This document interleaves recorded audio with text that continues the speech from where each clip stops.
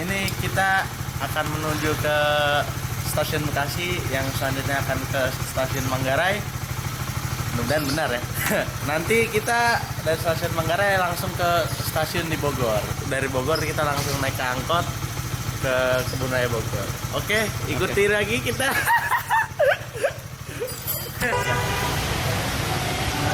Ya, sekarang kita sedang berada di stasiun Bekasi. Sekarang kira-kira jam 9.20. Ya, bisa dilihat di sini parkirannya sangat penuh. Selanjutnya kita akan pesan kereta untuk ke stasiun Manggarai. Habis itu kita akan transit ke stasiun di Bogor. Nanti kita lanjut video di keretanya.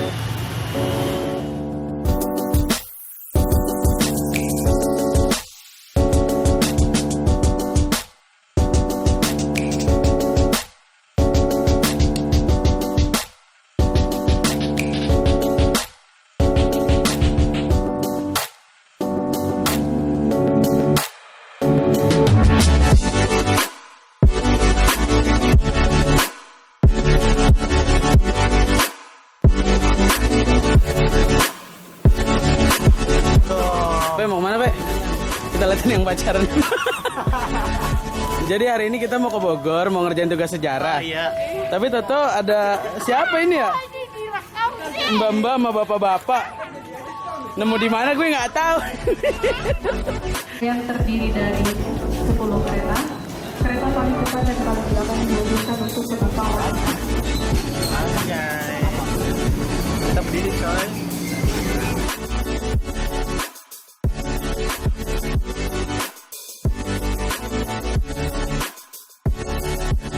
Sekarang kita sedang berada di kereta yang akan menuju ke Manggarai. Bisa serius-serius. Sekarang jam 10 dan kita akan caw ke sana. Oke, sip. Nanti kita ketemu lagi di Manggarai.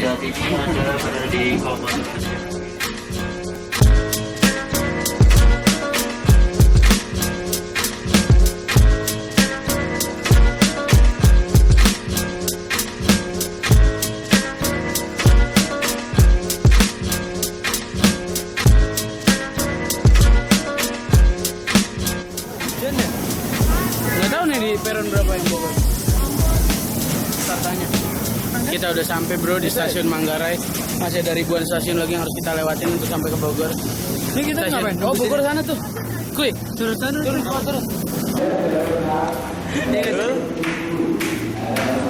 Iya nggak sih? Iya nggak sih? Dul, lu masih anak SMP ya? Hah? Bisa. Kenapa sih, Dul?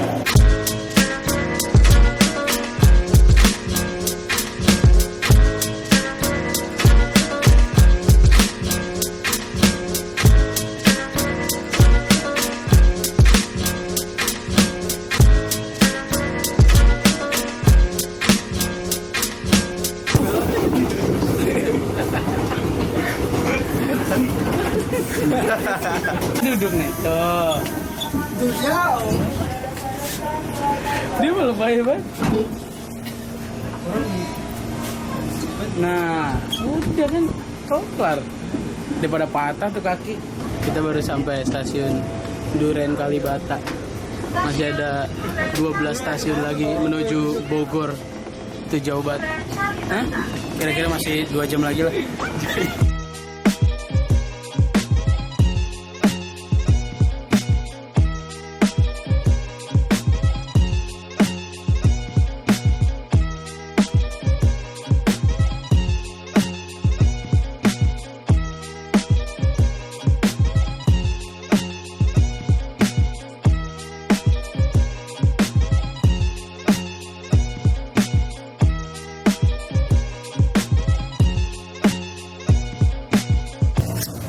Yes, kita udah sampai di stasiun Bogor.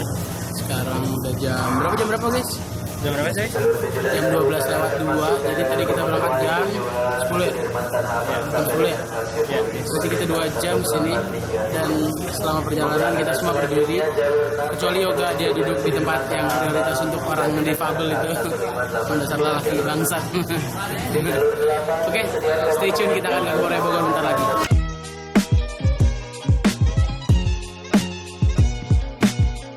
Ya, Dulcimo udah mau mati, gue belum setengah jalan, baru turun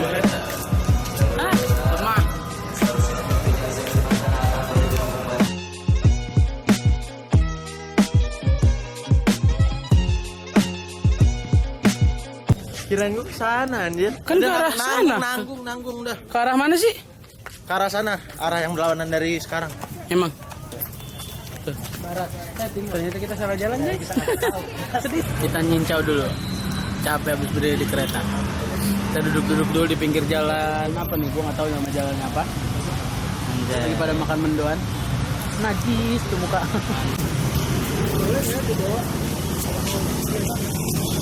Kita udah di depan Istana Bogor. Iya. Di depan Kebun Raya maksudnya. Tapi pintu masih jauh. Ini masih pagar dong nih. Ayo nanggung. Kalau mau tag live kita bisa manjat sebenarnya. Oke, kita tinggal belok kiri di depan menuju ke dalam Kebun Raya Bogor. Itu udah sampai. Ya, lumayan capek bakar kalori. Ya, kita akan masuk tapi ditutup, Pak. Oh, bukan untuk umum. Ternyata ini salah pintu, guys. Pintu ini bukan untuk umum. Kita masih jalan lagi jauh Kita lagi. perlu jalan lagi lurus lagi. Setelah tadi kita merasa salah belok, sepertinya di depan udah benar belokannya. Kita tinggal belok kiri. Tadi kita disesatin oleh bapak-bapak. Tapi kalau dilihat-lihat di sebelah situ ada gedung. Tulisannya Pusat Pendidikan dan Pelatihan Industri. Berarti bukan. Akhirnya kita berada di pintu masuk yang benar. Setelah berjalan kira-kira 2,5 kilo kali ada. Ini kaki rasanya udah pegel banget. Dulu Sampai udah pengen mati, Bung. Oh, terus dulu sini. Finally. We're arrived. Capek. Gila. Assalamualaikum warahmatullahi wabarakatuh. Kita dari kelompok Salahuddin, kita mau nyelesain tugas sejarah dari Bu Santi buat mengunjungi tempat-tempat bersejarah yang ada di sekitaran Jabodetabek. Pertama-tama kita kenalan dulu. Ada gua Novel Fawas di belakang gua. Hatta, ada saya juga Setiadi Sugiarto. Ada saya M Tangguh. Ada saya Ren Pramadana. Nah, kita sekarang ada di Kebun Raya Bogor. Kita mau ngulik sejarah-sejarah yang ada di Kebun Raya Bogor sini. Sekarang gue bakalan kasih tahu kalian sejarah dari Kebun Raya Bogor. Jadi awalnya Kebun Raya Bogor itu sebenarnya halaman dari rumahnya Sir Stamford Raffles, orang Inggris yang waktu dulu menguasai daerah Jawa. Jadi Istana Bogor itu tadinya adalah rumahnya si Sir Stamford Raffles sama istrinya yang namanya Olivia Marianne. Nah, dia itu karena di Belanda mengalami krisis ekonomi. Di Eropa maksudnya. Di Eropa itu ada mengalami krisis ekonomi karena akibat peperangan. Jadi pemerintah Belanda mutusin supaya tanah-tanah yang ada di daerah jajahannya dipakai buat research gitu. Research bahasa Indonesianya apa sih? Riset. Penelitian untuk mengembangkan tanaman-tanaman obat. Nah, makanya rumahnya si Sir Stamford Raffles ini dipakai buat penelitian itu. Yang mendirikan tempat ini namanya Caspar George Karl Reinward. Nah, dia itu penasihat kebangsaan Jerman yang berpindah ke Belanda. Di tahun 1816 dia diangkat jadi direktur pertanian dan seni untuk di Pulau Jawa ini. Nah, maka dari itu dia ditunjuk sama Sir Stamford Raffles buat mengembangkan Botanical Garden ini. Selanjutnya kita bakalan ulik sejarah yang ada di dalam sini. Pokoknya stay tune sama kita, oke? Kasih tahu dong kalau udah.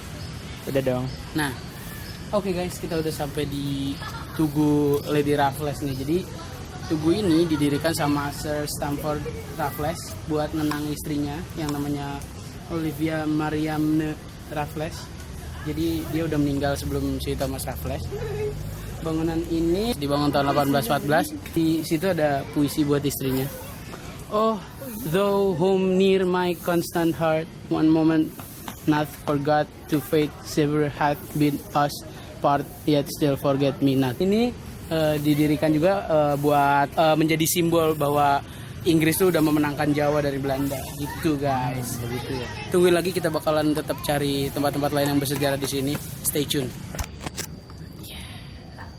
Oke, sekarang kita udah sampai di tugunya CGK Reinward. Nah, jadi dia ini ahli botani dari Jerman. Dia yang bikin semua Kebun Raya Bogor ini. Dia yang ngumpulin tanaman-tanaman yang ada di sini. Nah, di Kebun Raya Bogor ini dibangun tanggal 18 bulan 5 bulan apa? Mei. Bulan Mei tahun 1817. Nah, jadi si Reinward ini yang bikin Kebun Raya Bogor, bukan Sir Stamford Raffles, bukan. Kalau Raffles itu yang punya tanah Kebun Raya Bogor ini. Udah gubernurnya. Yang bikin si Rainward. Oke, kita lanjutkan nanti. Stay tune di sini. Oke, balik lagi sama kita. Nah, selanjutnya ini adalah tugu yang dibangun untuk menghormati Johannes Elias Teisman. Beliau adalah ahli botani asal Belanda yang menjabat sebagai direktur di Kebun Raya Bogor ini. Selain di Kebun Raya Bogor, dia juga sebagai pembuat Kebun Raya Cibodas pada tanggal 18 April 1852.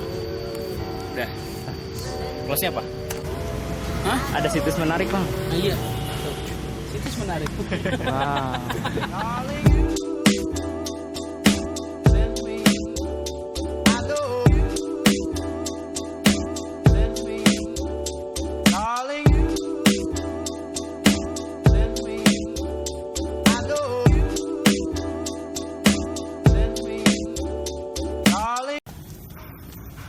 Oke, sekarang kita ada di salah satu situs yang bersejarah juga di sini. Di sini kompleks pemakaman orang-orang Belanda. Jadi tempat ini buat memakamkan keluarga-keluarganya Gubernur Jenderal Belanda zaman dulu, zaman-zaman penjajahan. Ini didirikannya jauh sebelum Kebun Raya dibangun. Jadi jauh sebelum tahun 1817 kompleks pemakaman ini udah ada. Totalnya di sini ada 42 pemakaman. 38 diantaranya itu dikenal, ada nama-namanya. Nah, yang sisanya itu nggak dikenal, nggak tahu siapa yang dikubur. Di antaranya di sini juga ada salah satu Gubernur Jenderal Belanda, tapi saya lupa namanya. Terus ada ahli burung juga di sini, dikubur di sini 2 orang. Sama sisanya ya keluarga-keluarga dekat Gubernur Jenderal Hindia Belanda dulu. Ya, suasananya cukup menyeramkan. Jadi kita mau buru-buru pindah aja dari sini, oke? Stay tune. Oke, kita udah sampai di Triumph Laboratorium. Triumph Laboratorium ini pertama kali dibuka pada tanggal 1 Desember 1884 oleh Melchior Triumph. Difungsikan waktu itu untuk penelitian tumbuhan tropis. Nah, saat ini ada beberapa laboratorium di dalamnya. Di antaranya yaitu laboratorium molekuler untuk genetika konservasi, laboratorium anatomi morfologi dan sitologi, laboratorium konservasi biji, laboratorium ekologi konservasi dan paranet dan rumah kaca. Ya teman-teman, balik lagi bersama saya. Sekarang kita lagi di Museum Zoologi yang tepatnya ada di Kebun Raya Bogor. Museum ini didirikan oleh J.C. Koningsberger pada tahun 1894, yang dia adalah seorang ahli botanikal dari Jerman. Nah, selanjutnya kita akan masuk ke museum ini untuk ikut melihatnya. Stay tune terus ya.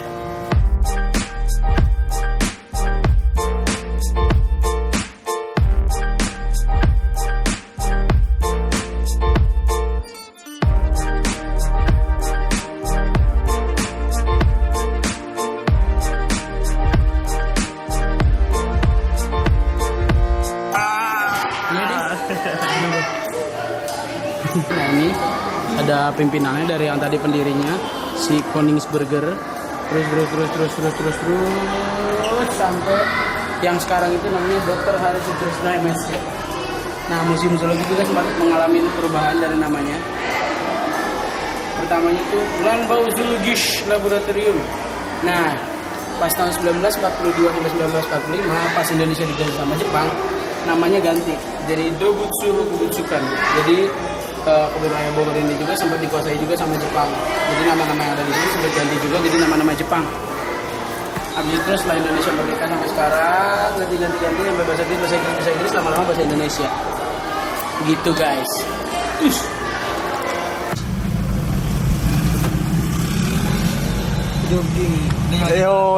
Capek sekali mukanya. Diangkut habis keliling dari Kebun Raya Bogor. Iya, kita lelah sekali. Jalan udah dari jam 12 sampai kan jam berapa? 4.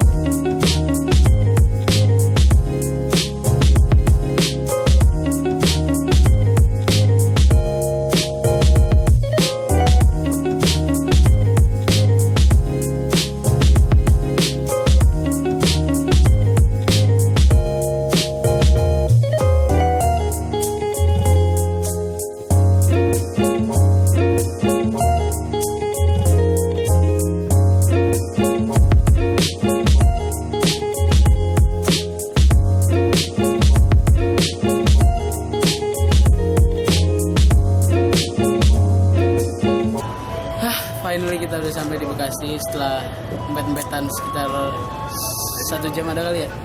Iya lebih. 1 jam di kereta kita desek-desekan kayak orang bener. Kaki gue udah nggak ada rasanya, gila, sakit banget. Tidur udah mau Dulkimu udah mati. Ayo semua ucap bersama innalillahi wa inna ilaihi rajiun. RP mukanya udah nggak karuan. Yoga di sana udah nggak ada nyawanya. Terima kasih buat yang udah stay tune hari ini. Goodbye.